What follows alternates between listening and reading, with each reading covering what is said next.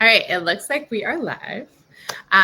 So welcome everyone. I'm super excited to be here, and I know Bedilia is too. And we have a lot to talk about, and we really want to make sure to have time to answer all of your questions and have this really be a back and forth. So I'm just going to go ahead and get going. I'm going to put the presentation on, and I'm going to introduce our amazing guest. And hold on, now I'm like, how do I? Oh, here we go. I was like, how do I do this? I forget how Crowdcast works. Please let us know if you can hear us. Okay, awesome. So welcome to Job Hunting during the holidays, plus tech layoffs and a potential recession. There's a lot going on. We're excited to be talking all about it. I am so incredibly delighted to be here with Bedilia. Bedilia is one of our career coaches at SkillCrush. She is phenomenal. I don't know if there's any students who work with Bedilia in the house, but if they are, I think you guys will back me up that Bedilia is amazing. And I was just teasing Bedilia that we just got I just got her official SkillCrush bio, so I'm going to go ahead and read it because she's amazing and I don't want to miss a thing. So without further ado, let me tell you that Bedilia is a DEI-focused certified technical recruiter who has coached job seekers for over 5 years. Driven by a passion for promoting women's participation and leadership in the workforce, Bedilia served as the co-chair of the East Bay Women in Business Roundtable and was a mentor at Career Contessa, Goodwill, and the New York City Tech Talent Pipeline. Her catalyzing and intentional coaching has helped students land jobs at Spotify, Etsy, Amazon, and Google, just to name a few. And apart from work, Bedilia revels in discovering new artists on YouTube, laughing out loud at comedy clubs, and exploring coffee shops in her Brooklyn neighborhood. So like me, Bedilia is a Californian transplanted to New York, so we have that in common. We're also both the parents of immigrants, right? Were you born in the U.S.? I forgot. Yeah, I was born in the U.S. I was born in L.A., but raised in the Bay Area. Yes, okay. I was not born in the U.S., but I was raised in Southern California. But anyways, we digress. Anyway, so as this bio, gave you a good indication of, Bedilia is incredibly experienced and knowledgeable and is just, one of the gems of of our program. So I'm so excited to get to share her and all of her infinite wisdom with all of you to talk about this really important topic that no doubt is on everyone's mind who is here, which is how does one go about job searching during the holidays? And also how do you approach a job search and sort of a career transition into tech in light of, all the externalities that we're dealing with in the world in terms of tech layoffs and a potential recession and just sort of the general roller coaster that is life, especially now in this funny spot we are in the pandemic. So excuse me. Okay, but before we get into all that discussion, I just want to make sure to do a little bit of housekeeping. So like I said, all of our webinars, we try to have them be very participatory, but this one more so than normal. Bedilia is a phenomenal coach, and one of the things I've really learned from her is, her focus. I've always been impressed with her focus on leading from behind, I guess. I don't know. Or how do you put that? You know what I mean? Where you cultivate like an approachable space. I think I always try to meet candidates where they're at. Yeah. And I think the thing we want to get out of this webinar is it's not about us telling you what to do. We also want to hear from you. I also want to recognize some of you have been laid off, or some of you are in toxic work environments. And I always err on the side of let's move towards something better and bigger for you. So this is the place. You're in the right place if you need a new change in your life. So our goal is just to answer any questions you have. And if we can't, please be sure to connect with Ada and myself on LinkedIn. We'd love to hear from you, but really we want to just make you feel assured that if you're ready for a change, let's discuss that change and let's give you some steps to help you get towards that. Totally. Yeah. And I think what I have loved about watching Bedilia coach, and I think you're really demonstrating it in this moment, is that I think like you really meet people where they are, and it's, and cultivate an environment where people can really bring their whole person to the table. So to start off with, we would love, I see a lot of you are telling us where you are calling in from, which is awesome. So we got Maryland and Las Vegas and New Jersey and the Bay Area in the house. Sweden, I love that. Australia, wow. Okay, look at us. But we would also, I know. We would love to know two things. One, are you currently job searching? And then two, like, how is all the news about tech layoffs and a possible recession affecting you? Like, do you feel like, you feel good and aren't too nervous about it, or is this something that's weighing on you? We'd love to sort of hear, just give like a temperature check. How are you all feeling? Buenos Aires, that's cool. Canada, Santa Monica, Botswana. Wow. Okay. Mm-hmm. Amazing. Kathy says yes and yes. All right, Kathy. Quebec. And I think what I usually do with job seekers to make it easier, if you want to put an emoji and just tell us how you feel about the job searching. And some of you might be like, I have questions. Some of you might be like, this is so much work. But if you can put an emoji or describe it, thank you, Jacqueline. Because I think a lot of us can relate to those emojis. And it's really helpful, I think, as us in a community to kind of know, like, it is a scary process. Okay. A lot of cold sweats. We got some brain exploding. Some people are like excited and nervous at the same time. I know. Yes, exactly. And celebratory. It's a little bit, yes. It's the whole range of emotions. We get that for sure. Kristen says, I've been searching much of the last year and the layoffs make her anxious. Jen, tons of work every day for over 2 months and only a few interviews. Yeah. All right. Well, we've all got some feelings. Very understandable. Job searching is just, it's definitely, it really does push all those buttons, right? Like it's a space where I don't think anyone is comfortable in the job search. Exactly. It brings all the feels.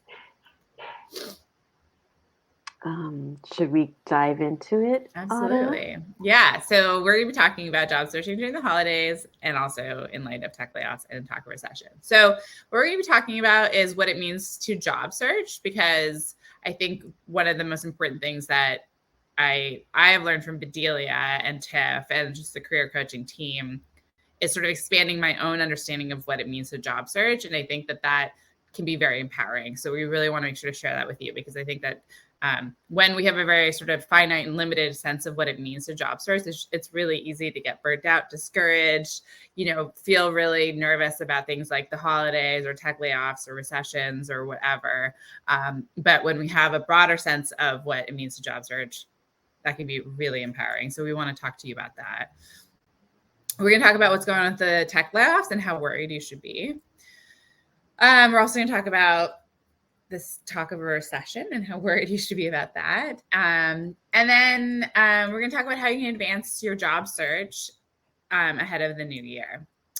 And then, of course, anything else you want to talk about. So again, please put your comments. I see there's already a couple or questions in the Ask a Question module. You obviously are doing a phenomenal job in the chat. We so appreciate that. So again, just want to emphasize, we're here to talk to you about whatever it is that you're concerned about. So do you want to talk to us a little bit about tech layoffs and how should we be thinking about this? Bedilia, what are you seeing with your students? So I think for a lot of us, I think throughout the year, because I connected with folks in tech, we've been hearing about the layoffs for a while. And the one thing I remind students is a lot of these people have been in positions in their company for a while. Maybe they just started. But I think the key difference is they were already in these big companies. They already have their network. Most of these folks are probably going to get a job really quickly. I remember there was one student who got laid off, I think within 6 weeks, Ada. Mm-hmm. And she had done so much networking that within less than a month, she got hired again. So Yeah. I think So it's you're talking about like if people are worried, oh, I'll get a job, I might get a job, but then I could always risk just getting laid off again. I think for me, it's the fact that the layoffs that are happening now, those people have established networks. Mhm. So as doom and gloom as the media will paint it, most of them can tap into their networks. The difference now is for those of you that are starting, this can seem kind of scary because you're like, wait, I'm going into this job. What if I get laid off? And we'll talk about, things you can control and can't control. I think for a lot of you, that's honestly something I can't control. I won't know if a company will lay off in a couple of months, but there are companies that are certainly still hiring. And I think the key thing is just getting in that door and getting that experience. The other thing too is some of these roles are for like senior roles, and some of the roles that are still entry level, they're still hiring. Mhm. The other thing is there are also tech adjacent roles. A lot of people tend to think of coding, but there's also roles that involve coding, like being a client success manager or just working, helping with clients just kind of learn how to embed the platform or an app into their software. So there's a lot of tech adjacent roles that are still hiring as well. Yeah, I think the thing that's been so our marketing team did a great job of writing a blog post about this, and they did a lot of research. And let me actually, I thought I had it up, but I will find it. And I thought that what was really interesting about their research was just sort of for me like reframing the scale, right? Because I think that when you hear like thousands and like tens of thousands of people are getting laid off, that sounds really scary. And you're like, holy shit, like, is that 20% of the tech market? Like, what's going on here? But it really isn't. So, something that they found in their research was that the majority of these layoffs have been in sort of the larger tech companies, which is those are the ones that like we all know about, the Facebooks, the Microsofts, the Teslas of the world, right? Like and those are also the ones that are going to have the big numbers of people to lay off, right? Like there could, yeah, but ultimately those make up a smaller percentage of the workforce than you would expect. So they only account for 10% of the tech industry workforce, and Yeah. and then the number of people that they're laying off is like a tiny subset of that 10%.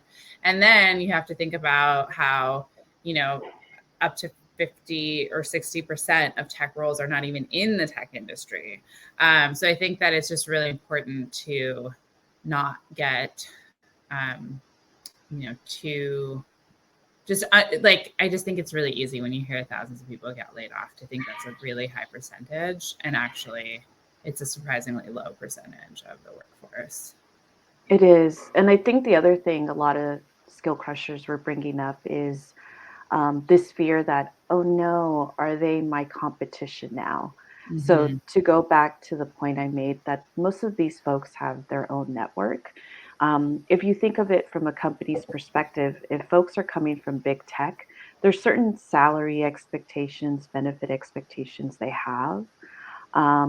Also, there's certain ways that they probably were used to working that smaller medium companies really can't compensate for. So, for a lot of you that are thinking of going to tech or that are making that transition to tech, you actually are a perfect candidate for some of these companies. They realize that you're interested in the experience and the mission. Um, it's You're not going to be competing with these folks because they essentially have their own network. The other thing too is it's really about how you present yourself as well. What it is. I think a lot of people with the tech layoffs, they're realizing, maybe there's something else that they want to do.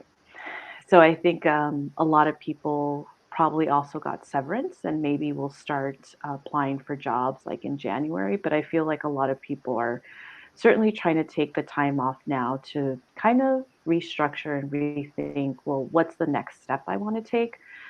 So some of you that are applying now, you've been doing it and you're really intentional about it. I feel like the folks from the tech layoffs and the folks that are here today are in two different categories.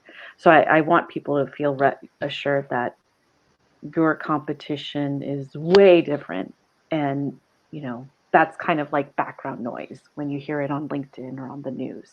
Yeah, and Laura has a really good a point, which Yeah. I completely agree with, which is she's right, says, I think one lesson here is to look at more than just the big tech companies when looking for a job. And I would just say like 100%. We have definitely helped students get jobs at bigger tech companies. But I would say the majority of our students, that has not been the case. They've been, because there's so many companies in the world who are looking for workers. And I would say, often sort of smaller businesses are those that are particularly open to taking a chance on someone who maybe has a little bit less experience, and really value that and sort of have like when a company isn't hiring thousands of people, which is what these big companies are doing, they're able to be more flexible for a candidate that is really, really special, which I believe all of our SkillCrush students are. And so that we've definitely seen that a lot with our students, that the really awesome and exciting jobs often come from places that you maybe haven't heard of, but are really phenomenal nonetheless. So, yeah. So if you got laid off, and I saw that we have at least one person here who I don't know if you were part of a tech layoff, but regardless, there's still other layoffs happening. What would you have to say to anyone who's in that position? Bedilia. So I think the first thing is just be compassionate, and give yourself that grace, because there's a couple of folks I know in my network and in the Skill Crush community who were laid off, and it was something they weren't expecting. So I think it's important to recognize that it is not a reflection of you or your skills. Um, you were laid off from a job. There's a great post that I saw circulating on LinkedIn, and I'll read part of it to you. And he basically said, you can get laid off, but you can't get laid off from your purpose.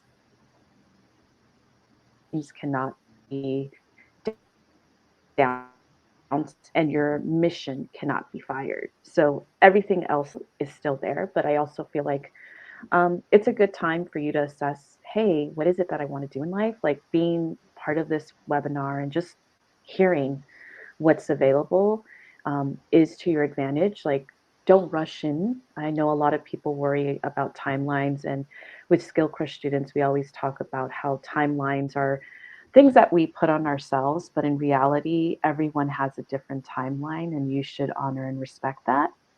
And the other thing too is I think it's really important to find communities that you can tap into, either through Skill Crush, Meetup, your own network, so that you're constantly checking in with people, because there are some days where you might not feel good about yourself, especially if you've been applying and you're wondering what's wrong with me. And the truth is, you are probably doing everything correctly, but maybe there's additional coaching or tips that I'll share with you today that you didn't realize you can do to get ahead. And sometimes when you see posts on LinkedIn, people don't share like the work behind getting that job. So I want you to remember that there's a whole story behind those posts of people who are recently getting hired. Yeah, absolutely. Just because I saw this discussion happening in the chat, this concern around this idea of like being behind.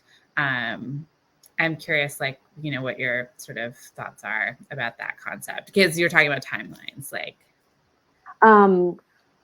I think a lot of us, and myself personally, feel like, you know, we compare our job search to perhaps the last time we were job searching. So I have to remind job seekers, like, give yourself grace, because if we think about the past 2 years, it's been pretty crazy, folks. We lived through a pandemic. Um, we've lived through a presidential change.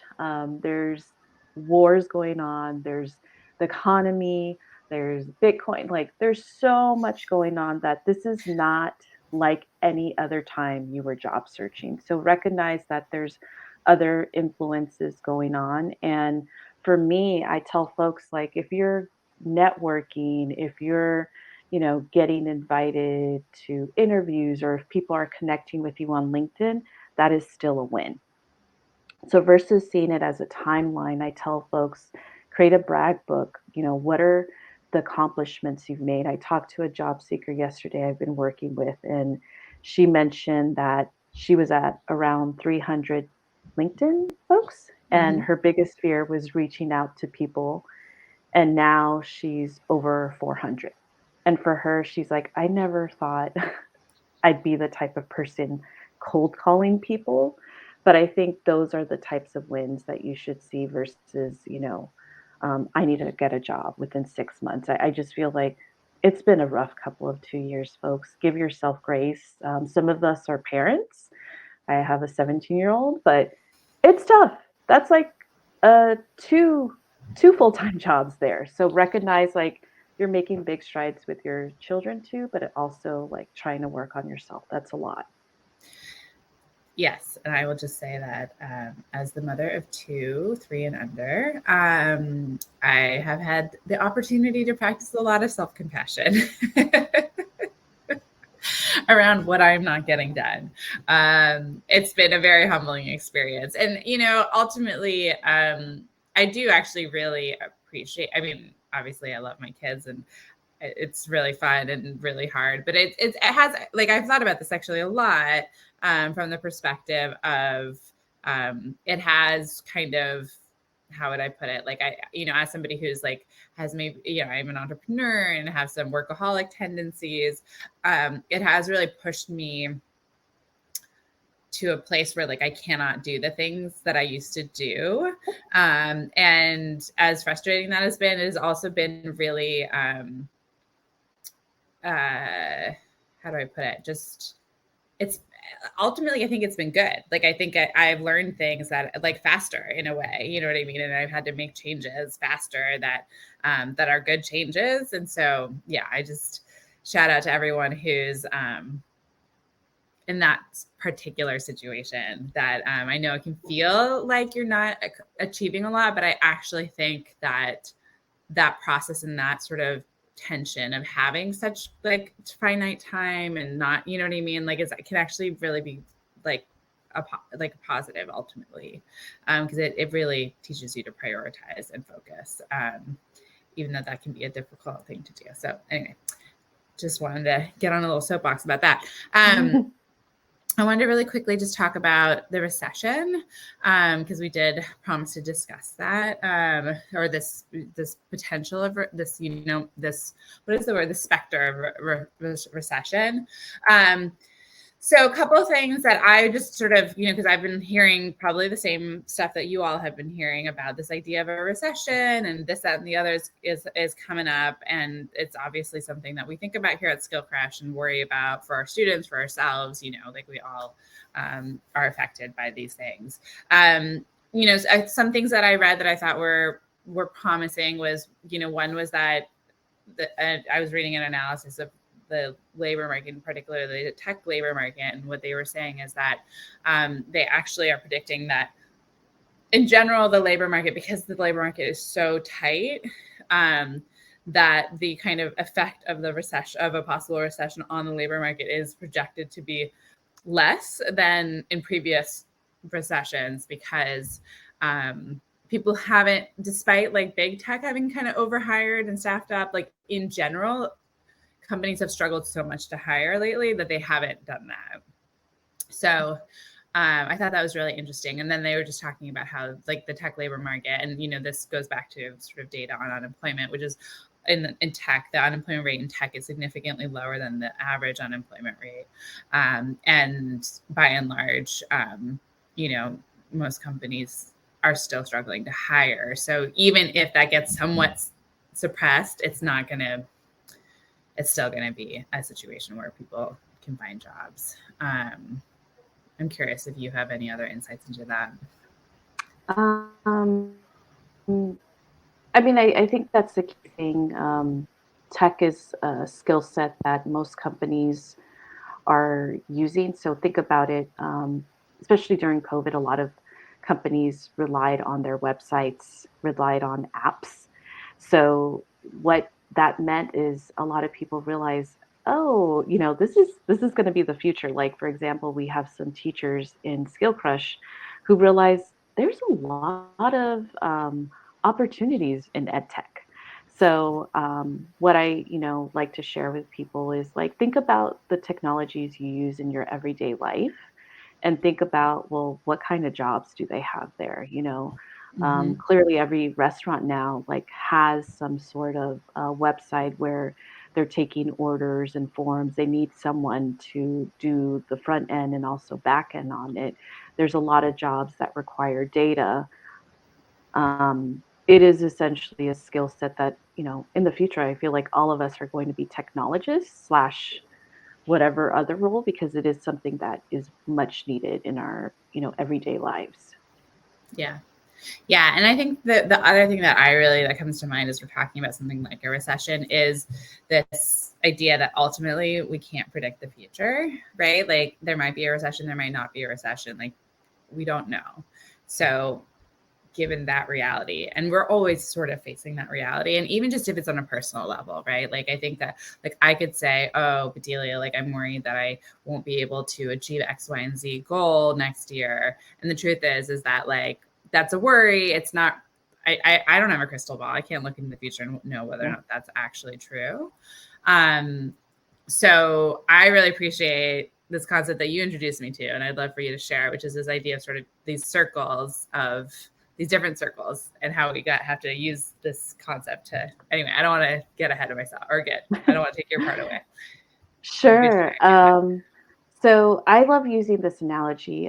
Stephen Covey uses this concept in the 7 habits of highly effective people if people just want to go and learn more about it. So the key thing is, Tiff, the other coach on our team, brings a good analogy. If I were to ask all of you, you know, what the weather will be like in a week from now, I think most of you, especially like folks in the United States, the weather's changing every day. We probably wouldn't know. But if I asked you, well, do you have the clothes available, for that weather? You'd probably say, yes, I have an umbrella in case it rains, I have shorts in case it's sunny. And the whole thing about the circles of concern is there's things that are within our control, and then there's things that are out of our control, the economy, the weather, Mhm. if there's going to be war. Um, why isn't that company getting back to me? Does that company hire people from other countries? Will that company have layoffs? Like, you don't know any of that, but what you do have control over is your thoughts, your feelings, your attitudes about the job search. So, if someone were to ask you, how's the job search going? If your attitude is, or you don't want to answer it, um, that says a lot, So you can actually kind of reframe that story you have in your head and tell yourself, I know it's going to take me some time, but I'm going to get that job. And I think that's what we see in Skill Crush, that a lot of students start feeling empowered because a lot of it starts with their mindset. Like, I'm new to this. I know this is very different and challenging than anything I've done, like switching to a new career. But, they take baby steps and realize it really just starts with me just telling myself, like, I can do this. If I learned how to code, I can definitely learn how to switch to a new career. And then there's the circle of influence where how can you kind of influence some areas of your life? When it comes to job searching, um, no, you can't ultimately, make a company call you, but you can certainly reach out to the person that posted that job posting or to someone in that company and just reach out to them on LinkedIn and just say, by the way, I came across your profile. I'm interested in your company. Can I connect? Can I set up a virtual coffee chat with you? You can control the narrative that you share about your experiences when you go to interviews. A lot of you mentioned being parents or transitioning or getting laid off. Take time to practice what is the story that you want to share. What people don't always realize is tech is really an innovative space where a lot of people are there because they just felt like they weren't being challenged in their previous jobs. They also wanted a collaborative environment. So share with people, this is what I'm looking for. I'm looking for a collaborative environment where I can work on projects, where I can be challenged and, given autonomy to create apps or a website that can impact others. Those are things you can definitely control. And the other thing too is you can control how you do your job search. You can control what companies you want to interview with, make a list of those companies.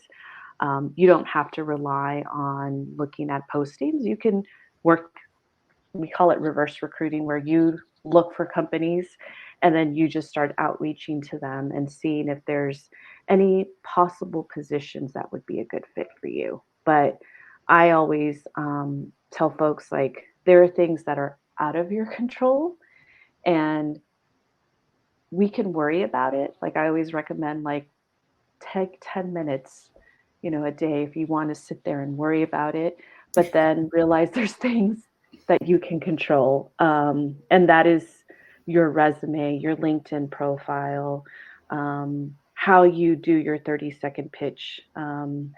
If you're attending events like this, all of that is within your control. Yeah. And I think often when we have these concerns, like it often comes down to a question of confidence, right? And it's not necessarily confidence in ourselves. I mean, I think that's a part of it, but sort of like often the question I feel like students are asking, or I would be asking, is like, is all of this effort on my part worthwhile, right? Like, why would I go climb a tall mountain if it's going to be like, yeah, like an avalanche is going to come down and sweep me away or something, right? Like maybe that's not a good example, or but something like that, right? If the weather's going to be really bad, maybe it's not the right time to climb the mountain. But the problem with that analogy is that you're literally in physical mortal danger at that point, which is not the case, right, with job searching.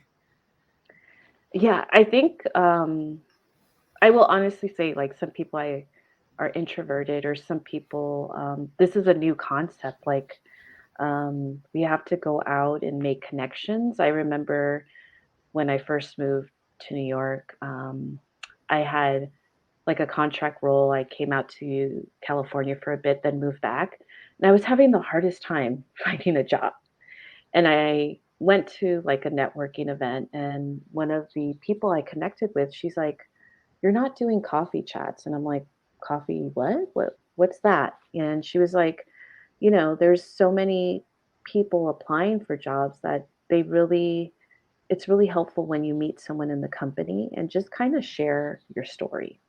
Mm-hmm. So for a lot of you, I think networking is like this new like muscle that you're flexing, but it doesn't have to be forced. You could do an event like this and connect with the speakers, connect with some of the people participating. And I will say that, you know, you might reach out to 10 people, but one or two people will get back to you. Um, the primary thing is don't take it personally and feel like, oh, those people don't want to talk to me. They could be busy. Maybe they don't check their LinkedIn. Maybe they have so many LinkedIn messages they haven't even started. But I feel like focus on the one or two that get back to you and set up informational interviews. Try to understand, what is it that helped them get the foot in the door, and also ask them what are the resources that work for them. Someone asked, is LinkedIn Premium worth it? So the way LinkedIn Premium works, like you could send a message to someone in LinkedIn, but once you use it, that's it. Like, you only have a certain amount of messages. I find that you can easily do that by connecting with people and sending them a nice message. But some folks have tried it, but I feel like if you don't have the resources to do that, you can definitely just use LinkedIn and connect with people, join groups.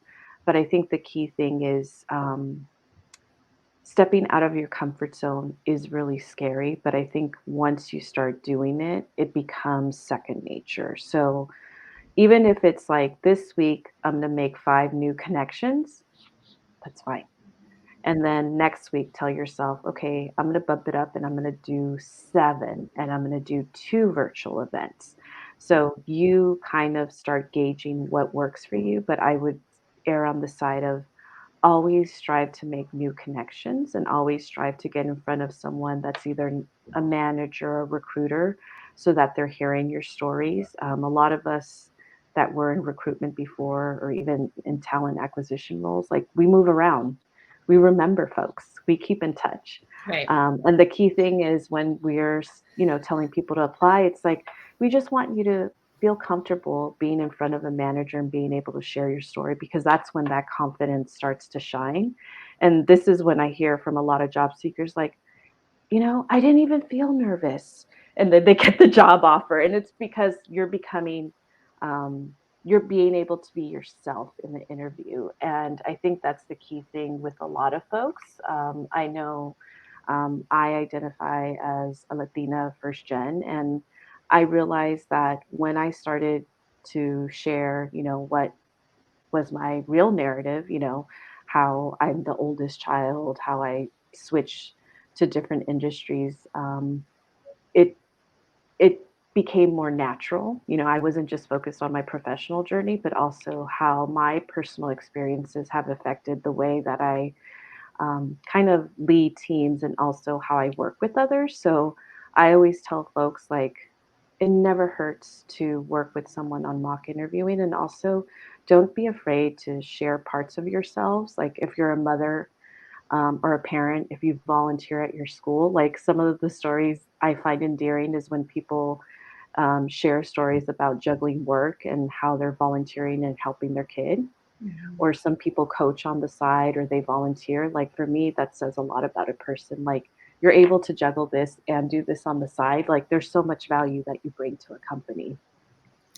Yeah, and your whole person. But I think just to go back to this idea of circles of like concern, influence, and control, like, and I think the part that has been a lesson that I have learned both in watching students job search, but also just in my own life and building a business is that I think it's really natural. We're all like kind of outcome goal oriented, but the more I've been able to embrace sort of like um just appreciating the process and letting it unfold and not sort of, I love this term future tripping, like not getting too far ahead of my I love skis this. kind of. And just knowing that like if the labor market turns out to be like the hottest labor market in like a century next year, then having done all these things that you're describing will be great. And if it turns out to be the worst labor market in a century, then still having done all these things will be great, right? Like you'll be better positioned for having done them than if you hadn't done them. So the investment, no matter what, is worthwhile. And then you cannot control the external circumstances, but you can just position yourself as well as possible, given whatever I it think is. I think the key thing is being prepared and realizing whatever comes at you, you'll be able to handle. And like I tell most people, I just remember this from yoga, like you are stronger than you think. Like some poses, you're like, I can never do that. And then you're like, I can. And I think it's the same thing with the job search. There's a lot of things that you think, I don't know if I can do that. And the truth is, more than likely you can. You just haven't been put out of your comfort zone to do it. Yeah. Yeah. Yeah. And also like this is like that whole practice of like letting go of like an attachment to an outcome, which is impossible, but a worthy effort, which is to say that like even God forbid you don't end up in a job, let's say, like you still will get something out of like it's still not a waste of time, and then like all of our data points, like again, we can't view the future, but I think you would agree with me. All of our data points to date say that you will get a job if you do these things, right? That's what Yeah. we see with our students. So, um, okay, so I wanted to, let's just do a real quick check on questions and stuff. Okay, actually, I think these questions, I think you will actually start to address them, which is sort of like, what do you do if you don't have any experience, or dealing with ageism and stuff. I think we can actually address these. But something that you and I have talked about a lot is it's sort of this idea of like, there's like, people tend to have this concept of what it means to apply for a job. So, which is just like really straightforward. If you find a job listing, you apply for said job, right? That is job searching. And something that I've really appreciated from, working with you is sort of having a much more complicated understanding of that. And so I made this great little graphic Yeah, I to love it. illustrate this point. But yeah, talk to us about this. So like, and I think this is particularly relevant to this question of, it's true, like hiring, like, I guess I don't really have data on this, but my sense is that it's probably accurate that hiring does slow down a bit in December. So what is a job seeker to do? Sure. So I think one of the key things in the holidays is folks are taking time off. Not only that, it's flu and cold season, so people are getting sick. So sometimes you're like, why is that company not getting back to me? Sometimes you just don't hear from people. So what I like to kind of reframe with job seekers is, there's applying for the job and then there's job search. And job search entails a lot of steps. Job search, especially if you're going into tech, is being active on LinkedIn. And just out of curiosity, I know a lot of you joined us today, but I'm wondering like how many of you are checking your LinkedIn every day? Or you could share how often you check your LinkedIn. As one job seeker I work with, she said, LinkedIn is my new social media. So kind of see it if if you have Instagram or other social media, like this is your new social media. And the reason I like LinkedIn is the algorithm. Once you start connecting with folks, liking posts, saving jobs, it starts working for you and starts bringing up people you should connect with. It starts sharing posts that you should look into. Like you don't always have to do the work, it'll actually do the work for you. This is good to hear. People are saying every day. The other thing too is after making that It's connection on really LinkedIn, growing. I will also just say, like, as an observation, someone who's been on LinkedIn a lot, it's a whole new world on LinkedIn. it is, and I think Yeah. it before used to feel like, oh, it's just your resume, and now it's especially in the past 2 years, I've told folks like there's a lot of people sharing amazing information and resources on LinkedIn. Mm-hmm. Like they're giving you Totally advice agree. that most people will pay career coaches for. So that's why I always tell folks like start following them. If you connect with me, there's a probably you'll find a couple of recruiters you want to follow. But there's amazing advice. There's like currently with the tech layoffs, people were sharing, hey, here's a list of companies that are Mm-hmm. hiring, Mm-hmm. like all at your fingertips. The other thing is when you make those connections, like follow up with people, make sure you say happy birthday, happy holidays, happy Hanukkah, happy Kwanzaa. And also, if someone, the way I do it is it's kind of like, do I want to have lunch or coffee with that person after reading their about page, about section? Go for it. The worst someone can say is no. Yeah. And my mom will always say, just try, and I always think of my mom when I do stuff. She's like, just try. The worst thing they could say is no. The other thing is sign up for newsletters. There are a ton of amazing articles out there, networks, like for, depending on affiliation. So there's Women Who Code, Girl Develop It, Skill Crush has their own newsletter where we send advice. I just talked about Built In, they send a newsletter. Angel List, which focuses on startups, is now well worth. They Mm. tell you who's hiring, what they forecast as the next big industry. Okay. The other thing is, I'm learning things right now. Thank you, yes, Bedilia. and NYC Tech Talent Pipeline. That is where I used to work, and I know Carl and other staff, also Ali, always post things on there. So if you're part of a group, add yourself to that group. Women Who Code also has a group on LinkedIn. Mm-hmm. Um, The other thing is there's what do you call it? There's a program called Code Brigade. So, like, let's say you want to volunteer, but you don't want to do it on your own. So, Code Brigade actually has different chapters throughout the United States. And I'm sure I could look and see if there's something international where they just need volunteers to help out with the website. And I can tell you from experience, a lot of people, when COVID happened, they were doing COVID trackers in their communities. They would Mhm. go into interviews and talk about this, and Mhm. companies would be really impressed and they would hire them. Yep. The other thing is listen to podcasts. I'm a podcast nerd. There is a community called Code Newbie. I really I love Code recommend it. Newbie. Code Newbie's amazing. Sorry, I just have to. I mean, the reason I say it is they interview folks. Like, there's one guy I follow. I think it's Danny. I forget his last name. He was like a line cook, and now like he gives advice to other people. And just hearing his story, you're like, wait a second. You were this, and now you're here. If you ever need that inspiration, I recommend listening to the stories on Code Newbie, and also start following the people they feature, start connecting with them.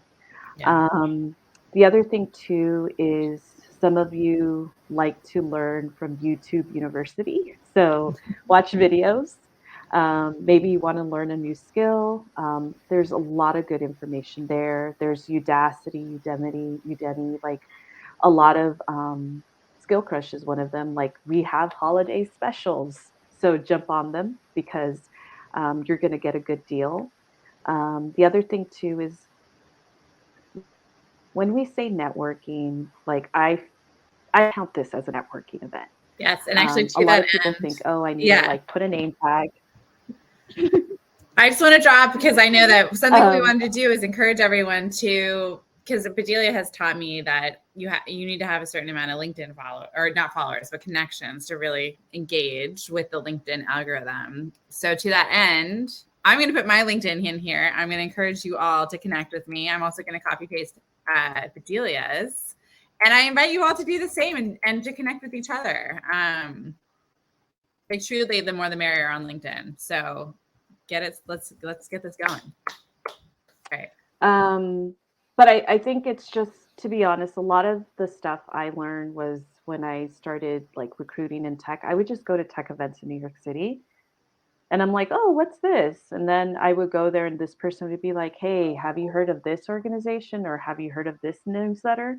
It's like a snowball effect. Like, people want to share this information with you. So I recommend, once you attend one event, you're going to learn about another event. And the way to keep yourself busy during the holidays is go to these events. Like, maybe challenge yourself. Like, a lot of people like to do 100 days of code or Mhm. learning 100 days of JavaScript. Like, do something, even if it's small, it's working towards your goal. And that's what I want everyone to recognize. Like, it doesn't matter how big the effort is, but everything you're doing is working towards that next goal you have. The other And I thing just want to commend too, everyone who's pasted their LinkedIn. I'm excited to connect with you all. but I would say those are the key things that I stress. I know I'm a people person, so it comes naturally for me. Yeah. But I think when I started working in the tech space, like, there's a lot of things I didn't know. I would actually reach out to engineers, like in the program I was working with. I'm like, do you want to have a coffee chat? And we're still like friends with some of them. And I would just ask them like everyday Mhm. questions, like, how did you get your job? Um, what was your major? And most of them were like, I didn't major in computer science. I just love coding and I learned it. And then, I went from one job to here. Um, you'll be amazed, I think, when you start doing informational sessions, that no one really has a linear path. It's always winding. And I think that should give you assurance that you're on the right track. You're probably with like minded people who realize this isn't working for me. I need a change. And that's why they decided to make that leap. I also just I'm going to paste two links to resources we've recently learned about. One is called Brilliant Black Minds, and it is designed to help uh, people who are interested in transitioning to tech get interviews, network, mentorship, all that stuff, good stuff. So take a look at that and see if that is a fit for you. And then also, we had recently an alum who shared this resource with us, which is ADP list. And here you can just schedule mentorship interviews. So those are great informational interview opportunities that anyone can do. They're online. So it doesn't matter where you are. I want to make sure to take a question. We have a question. From Eureka. This is a good question. They're asking, when applying to tech jobs without any experience in the field that you are applying to, should I apply as an unemployed applicant? I've noticed on some job boards, customer service or restaurant industry isn't an option when adding current employment. So I think there's two questions here. One is the literal question of when your work experience isn't quite mapped to whatever sort of applicant tracking system that you're applying through. How do you manage that? And the other question here is, I think, really about how do you present your work from a different field, which I know is a very big topic, but maybe we can just skim the surface of it when applying, sort of looking for that first position in a new field. Sure. So I know there's so many websites out there, and there's also easy apply. So one of the things we always share with job seekers is make sure you're going to the website first. Some companies use LinkedIn as another tool to source candidates, but I also don't know how many times they're checking candidates there. Are you saying don't, if possible, if it's let's say it's facebook.com, do it on the facebook.com hiring process and not LinkedIn or some other job board? Yeah, that makes sense. Do it there. I think sometimes some steps are cut out. The other thing is with the industry, then you would want to put anything that you've done related to code. Sometimes people put the schools that they've gone to. Definitely, if there's a project section, list the projects that you've been working on. The other thing is some of you, and this is the thing, people get surprised, when you go to interviews, they're not asking you, were these positions paid or not when you did projects? They just want to know, what have you worked on recently? So if you've been volunteering, some of the projects or places where you volunteer at, I would say put it on there because you don't want people to assume your story. Some of you have additional things that you're doing outside of your full-time job or maybe coding. Put it in there. Some people coach, some people tutor, some people are teachers' assistants. Put it in there. I think there's certain types of soft skills that really make you a good candidate in the tech space. That is being flexible, being nimble, being scrappy. That's a word that we like to use because it means you enjoy problem solving, you enjoy trying to find solutions, and it doesn't always have to just reflect in coding. It can reflect in other aspects of your life. Yeah. Yeah. And I think, I will just share, and Bedilia, you can obviously expand on what I'm going to say, which is that in general, we are not huge fans of using any sort of application tracking system as the only means to apply for a job. And this is one of the biggest things that we teach and coach on in the Get Hired program. And we instead encourage students to do something called prospecting, which is functionally just cold emailing and just trying to get your material basically in through another route outside of job applicant tracking systems, because exactly what Eureka is describing is demonstrative of the problems with these systems, is that they're just kind of like a blunt one size fits all kind of approach. And that tends to be problematic for people at all levels. But in particular, people who are on their first job search. But the good news there is that there's plenty of ways around it. And we have a lot of, experiences with students where they literally got sort of summarily rejected by an ATS because they didn't check the right box or whatever, and then ended up contacting the hiring manager directly, getting an interview, getting the job, etc. So I'll just say that your concerns are legitimate about those processes, but there are absolutely lots of ways around it. Yes, I forgot to address that, but yes, get your story in front of a hiring manager somewhere in the company, because a resume and application doesn't always do a good job of reflecting that. So you're on point with that. Yes. So I have another question here, which is a great question, which is a big topic that we've been talking about a lot lately, which is R is asking, how real is ageism when pivoting from non-tech background into tech? It's funny, we were talking about this with my brother. He works in IT.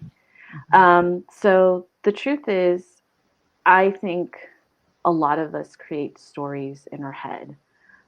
So sometimes we're like, I don't think people will hire me because of the gap on my resume. I don't think people were hiring me because I was born before 1980. So what I tell people is, okay, let's fact check that. Like, have you ever felt that people were discriminating you, or did they actually ask you that? And the truth is, one, legally, they can't ask you that. The truth is, in tech, you will see people from different backgrounds. Like, I've seen people from law, from nonprofits.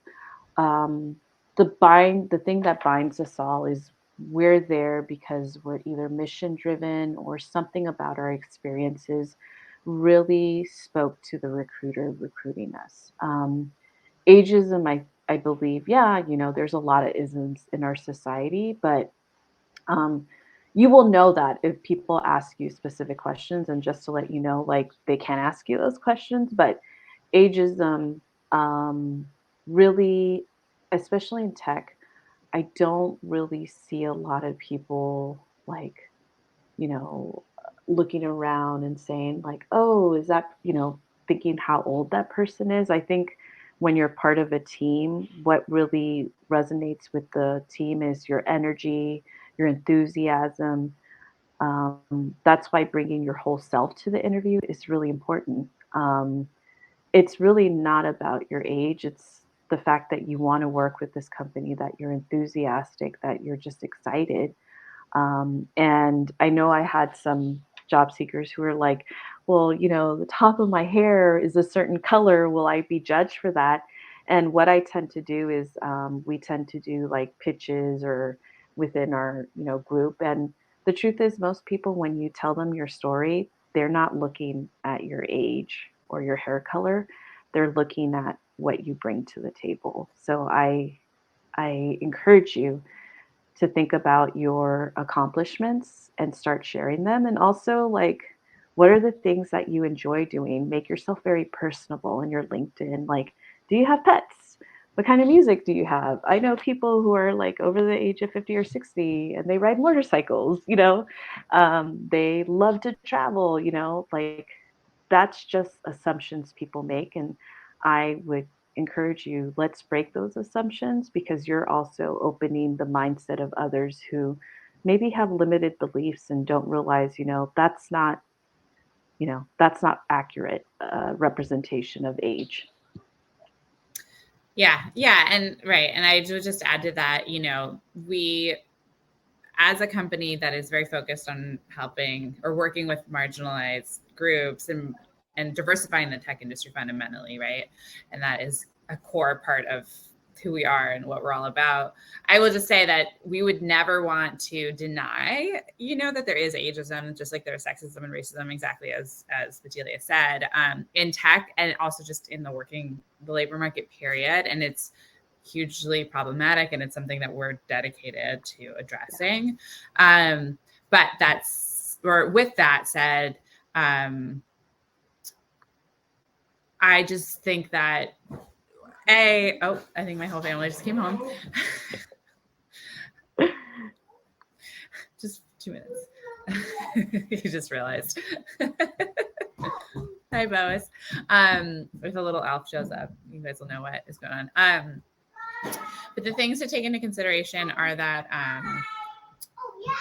being in an industry where like it's a tight labor market and there's a skills shortage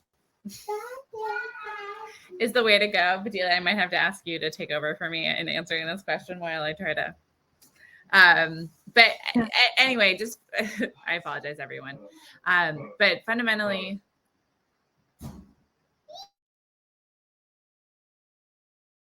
Um, They're So being it lured is. out with Oreos.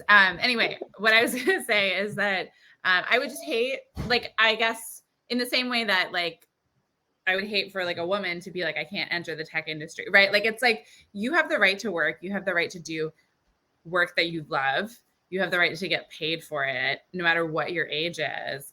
And we're here to support you in that, and we're going to do everything in our power to make that reality happen. And anyway, just know that you deserve it, no matter who you are. And the other thing too is that I will say that, you know, career change at like later ages, especially into technical fields, is the defining trend right now. Like this is like a freight train that is about to like run through the economy in terms of people who you know, like the US population is aging. We all need to keep working. Digital transformation, right? Like you are so in the right place at the right time with, and like you are not alone. So those are just my thoughts about ageism. Yeah. There's a lot of things I feel like in the future are going to change, only because also there's apps that are targeted to certain demographics, and it's like we need people that represent that age group to create it. Yeah, I mean, ageism is a DEI, right, like factor. So yes, we need older workers in every industry, but yeah.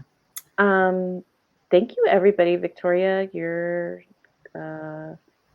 chat just is life. Like this event has just given me such a positive boost. That is what we wanted to transmit. We wanted you to come out feeling like, yes, I can do this, and realize that there's a lot of people who have your back. And, you know, I believe in you, even though I'm seeing you virtually, but I believe all of you have the capacity to meet those goals. And sometimes you just need someone to check in with and, you know, reach out to. And not only do we believe in you, we really are excited about your contribution, and we want you to be a part of the tech industry. And like you being a part of it is what makes it like worth it. You know what I mean? It's going to be what makes it better and moves things forward into a more equitable, you know, positive future. And we are so happy that you're here. We're so happy you're thinking about it. And we're excited for you to be, you know, part of our your next journey. I'm just always excited when people realize they have options. And it's like, yes, you do. But now how do we get to the next step? And it's always okay to ask for help. Yes, 100%. All right. Thank you so much for Bedilia for joining us. Thank you so much for everyone who came and participated. I'm looking forward to a flood of LinkedIn connection invites. I gotta get my numbers up. And I apologize for the interruption. Bye, Ada. Bye, everybody. See you on LinkedIn. Happy holidays. Happy holidays. Take care.